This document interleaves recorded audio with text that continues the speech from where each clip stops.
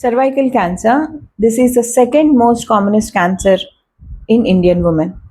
This is the cancer affecting the lower part of the uterus called cervix. It is caused by a virus called human papilloma virus in 80 to 90% of the cervical cancers.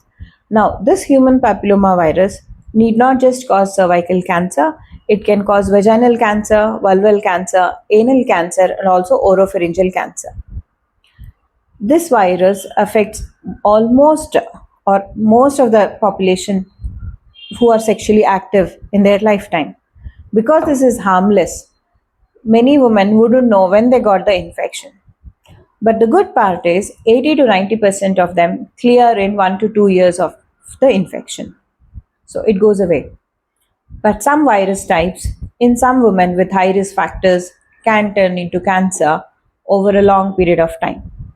So in this phase where it causes infection and turns into full-blown cancer, there are various stages of abnormal changes that happen in the cervical cells.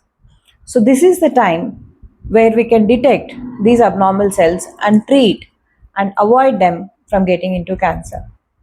So there are various screening methods and protocols which I'll be discussing in the upcoming videos.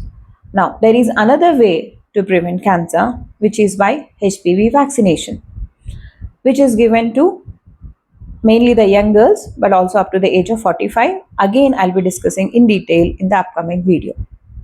What I want you all to know is, in the world, there are many countries who are implementing various vaccine drives and screening drives to make their population cancer-free by 2030. So to achieve this target, they want around 90% of the young girls by the age of 15 years to be vaccinated and 70% of the women between 35 by the age of 35 to 45 to be screened and treated. But in India, we are only at 0.1% of vaccination percentage of girls who are taking, and only 3% of the ladies who are getting screened, where we are lagging far, far behind. If we also want to have a cancer-free India, we need to raise awareness regarding this virus, how it can be detected, how it can be screened and treated, and who all needs vaccination at what age groups. So in the coming videos, I'll be discussing more about this. Thank you.